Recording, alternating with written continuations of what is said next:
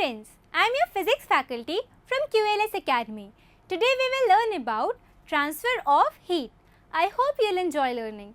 So let's start with our lesson today. Activity number 7 से हम lesson start करते हैं because हमने पहले वो जो हमारा topic था ना उसको आधा छोड़ दिया था, तो अभी हम continue करेंगे. Activity number 7. Heat water in a small pan or a beaker. Okay? Collect some articles such as steel, spoon, plastic, scale, pencil or a divider, कुछ भी ले लो. Dip one end of each of these articles in hot water. Okay? Now wait for a few minutes. Touch the other end. Enter your observation. एक and से हमने उनको डाला, दूसरे and को टच करोगे 5 से 7 मिनट के बाद तो, और उसका जो ऑब्जर्वेशन निकलेगा उसको एक टेबल पे डाल दोगे. अब क्या रिजल्ट मिलेगा अपन को कि कुछ गर्म है और कुछ ठंडे हैं, कुछ के जो एंड्स हैं वो गर्म हो रहे हैं और कुछ के एंड्स ठंडे हो रहे हैं, कुछ ज़्यादा गर्म है एंड कुछ थोड़े से गर्म है. तो इस रिजल्ट से हम क्या निकाल सकते हैं? That the materials which allow heat to pass through them easily are called conductors of heat. आपने पहले भी ये वर्ड सुन चुका होगा ना, कंडक्टर, इंसुलेटर, तो वही हीट में आ जाता है. दैट कंडक्टर्स ऑफ हीट क्या होता है? The materials which allow heat to pass through them easily are called conductors of heat. For example, इसके example क्या होंगे? Aluminium, iron, copper. जो अपने इलेक्ट्रिसिटी में पढ़ा है ना कंडक्टर, इंसुलेटर, बस इलेक्ट्रिसिटी को आप काट के हीट कर दो. That's it. The materials which do not allow the heat to pass through them easily are called poor conductors of heat. Good conductors, poor conductor जो अच्छे से नहीं जाने देते हैं उनको poor conductor बोलते हैं. Such poor conductors are known as insulators. अभी मैंने बोला था insulator conductor. वही. Example of insulators are wood, plastic, etc. The water and air are poor conductors of heat. ठीक है, ये आप ध्यान रखो कि water and air जो होते हैं वो poor conductors of heat होते हैं. इलेक्ट्रिसिटी के केस में water is a very good conductor of heat, but यहाँ पर इलेक्ट्रिसिटी की बात नहीं चल रही है, हीट की बात चल रही है. Then how does the heat transfer takes place in these substances? Let's find out. Activity number 8 करेंगे हम.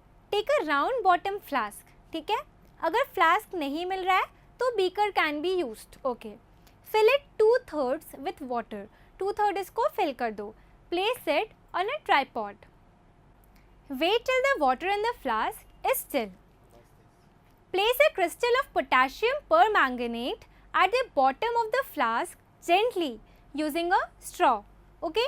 Now heat the water by placing the candle just below the crystal. जो ऑब्जर्वेशंस आएंगे उसे लिखो एक साथ. एक पिक्चर ड्रॉ कर लो आपने जो ऑब्जर्व किया है उसकी. ठीक है, पिक्चर ड्रॉ कर लेंगे. देखो, जब वाटर हीट हुआ then water near the flame gets hot. Hot water rises up. The cold water from the sides moves towards the source of heat. समझ में आ रहा है क्या बोल रही हूँ? जब पानी गर्म हो रहा है ना तो हॉट वाटर राइज हो रहा है और कोल्ड वाटर नीचे जा रहा है, वो हीट वाले पोर्शन के तरफ. This water also gets hot and rises and water from the sides moves down. This process continues till the whole water is heated. ये जो साइकिल चल रही है ना, ये प्रोसेस कंटिन्यू रहता है. पूरे के पूरे हॉट वाटर जो होता है ना पूरा बन जाता है, पूरा वाटर हीट हो जाता है, तब तक ये कंटिन्यू करती है. This mode of heat transfer is known as convection. CONVECTION. Convection बोलते हैं इसे. अच्छा, अब आप सोचते हो कि एयर में हीट कहाँ से जाती है, स्मोक कहाँ जाता है. चलो एक और एक्टिविटी करते हैं. Activity number 9. Light a candle. Light a candle. Keep one hand above the flame and one hand on the side of the flame. अगर आपके पेरेंट्स अलाउ करे तभी करना, बोलना मत मैंने बोला है कि रख दिया है फ्लेम के ऊपर हाथ. अब थोड़ा ध्यान से करना. ठीक है, एक हाथ फ्लेम के ऊपर रखना और जो दूसरा है वो थोड़े साइड में रखना. Do your both hands feel equally hot? घुसा मत देना उसमें, जल जाएगा हाथ. थोड़ा ऊपर रखना. तो I am asking you, do your hands feel equally hot? If not, which one feels hotter? ज़्यादा गर्म कौन सा लग रहा है? ऑब्वियसली जो एकदम पास में आप बोलोगे जला दिया मुझे. नोटिस करो कि towards the top the air gets heated by convection. That's why the hand above the flame feels hot. और वहीं पर दूसरे हाथ में इसीलिए उतना गर्म नहीं लगता है क्योंकि कन्वेक्शन नहीं हो रहा था. एक बात बताती हूँ, आपको पता है कि कोस्टल एरियाज़ में जो लोग रहते हैं they observe a very interesting phenomenon, और ये सच में बहुत इंटरेस्टिंग है। देखो क्या होता है ना, कोस्टल एरियाज़ में during the day land gets heated faster than the water. जो लैंड होता है ना वो जल्दी गर्म होता है as compare to water. The air above the land becomes hotter and rises up. अभी मैंने आपको बताया तो जो हॉट एयर होती है वो राइज होती है, तो जो लैंड के ऊपर एयर है वो हॉटर बन जाती है एंड वो राइज हो जाती है। The cooler air from the sea rushes towards the land. Air जो हमारे सी के ऊपर है वो कूलर एयर है, तो वो उसकी जगह लेने के लिए, हॉटर एयर जो ऊपर गई है उसकी जगह लेने के लिए it rushes towards the land and the warm air move towards the sea making a cycle. समझ रहे हो, यहाँ से ये हॉट हुई, ऊपर गई, इसको जो ठंडी ठंडी हवा थी ओशन और सी के ऊपर उसको दिखा अरे खाली जगह, ऐसे करके भाग गई। अब ये यहाँ पे इसने प्लेस ले लिया तो ये क्या करेगा, इधर आएगा, तो जो वार्म एयर है वो सी की तरफ चले जाएगी। The air from the sea is called sea breeze. ऐसे करने से ना जो कोस्टल एरियाज के लोग रहते हैं उनमें हमेशा एक अच्छा इन्वायरमेंट रहता है, गर्मियों के टाइम पर भी ठंडी ठंडी हवा आती रहती है।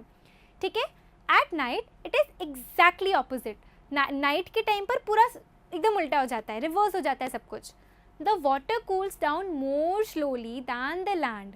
यहाँ पर रात के टाइम पे जो वाटर होता है वो बहुत धीरे ठंडा होता है as compare to land.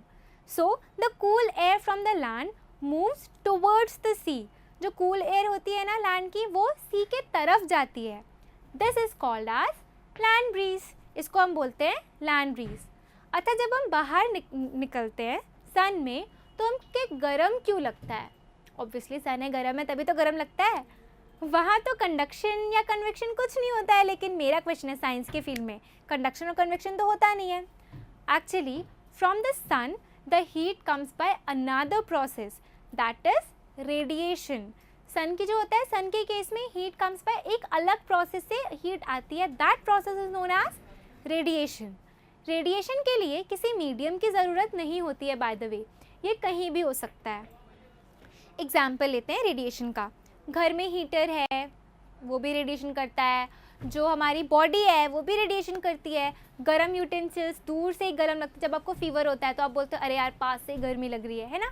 Heater होता है, हीटर तो वहाँ गर्मी दे रहा है ना, तो आपको पूरे घर में क्यों होता है, क्योंकि वो सप्लाई कर रहा है। गर्म यूटेंसिल्स को भी अगर हम पास से एकदम टच नहीं करेंगे, थोड़ा दूर हाथ ले जाएंगे तो अपने आप अपन को भाप जैसी आने लगती है उनसे। तो यही होता है basically radiation. All the bodies radiate heat. बहुत इंपॉर्टेंट चीज़ बता रही हूँ मैं कि सारी बॉडी, दुनिया में सारी की सारी बॉडीज़ रेडिएट करती हैं heat. When this heat falls on some object, a part of it is reflected, a part of it is absorbed and a part may be transmitted. जब वो ऑब्जेक्ट पर करती है एक पार्ट रिफ्लेक्ट होता है, एक अब्जॉर्ब होता है और एक ट्रांसमिट हो जाता है। अब्जॉर्ब्ड पार्ट की वजह से टेम्परेचर इंक्रीज़ होता है किसी भी बॉडी का। ओके, जो अब्जॉर्ब किया उसकी वजह से टेम्परेचर इंक्रीज़ हो रहा है। तो अब समझ में आपको आगे आपको कंडक्शन, कन्वेक्शन और रेडिएशन। चलो ये टॉपिक खत्म हुआ, हम अपने नेक्स्ट टॉपिक पर आते हैं, that is kinds of clothes we wear in summer और विंटर। आपको पता है आपका मेजर चैप्टर खत्म हो चुका है, ये तो सिर्फ नॉर्मल सी चीज़ें हैं जो आप ऐसे ही पढ़ सकते हो। तो kinds of clothes we wear in summer और विंटर। एक एक्टिविटी करते हैं, activity number 10। Take 2 tin cans white and black. 2 tin cans लिए, पुट देम इन सन में रख दिया, ठीक है। Measure the temperature of those tin cans। Sun में रखने के बाद उनका टेम्परेचर देखा आपने। ब्लैक और वाइट में से आपको पता है ब्लैक इज़ वार्मर। जब हम टेम्परेचर लेंगे तो जो ब्लैक वाला टिन होगा वो वार्मर होगा, ठीक है। ये वाला रिजल्ट को हम एक साइड रखते हैं। एक्टिविटी नंबर 11 देखते हैं। Now take the same cans and put hot water in them. अब उनको हॉट वाटर में रख दो।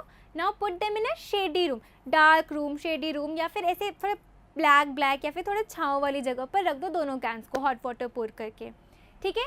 Now the temperature after 10 to 15 minutes is noted. 10 से 15 मिनट रुको, फिर टेम्परेचर नोट करो। Does the temperature fall by the same amount? Dark surfaces absorb more heat and light colored clothes और surfaces absorbs less heat। मैंने बहुत important चीज़ और बहुत ही अच्छी चीज़ आपको बताई है, क्या कि जो डार्क सरफेस होते हैं वो ज़्यादा हीट अब्जॉर्ब करते हैं. डार्क सर्फेसेज यानी ब्लैक, ब्राउन और जितने भी डार्क कलर्स हैं ना, वो सब ज़्यादा हीट अब्जॉर्ब करते हैं. एंड जो लाइट कलर्ड होते हैं, जैसे लाइट कलर्ड क्लोथ्स होते हैं, येलो, पिंक, लाइट पिंक वाला, ये सब जो होते हैं, ये वाले सरफेसेस वो लेस हीट अब्जॉर्ब करते हैं. ठीक है, तो आपको समझ में आ गया सब कुछ. तो आज हमने वो आधा वाला चैप्टर भी पूरा ख़त्म कर दिया, कंडक्शन, कन्वेक्शन और रेडिएशन का.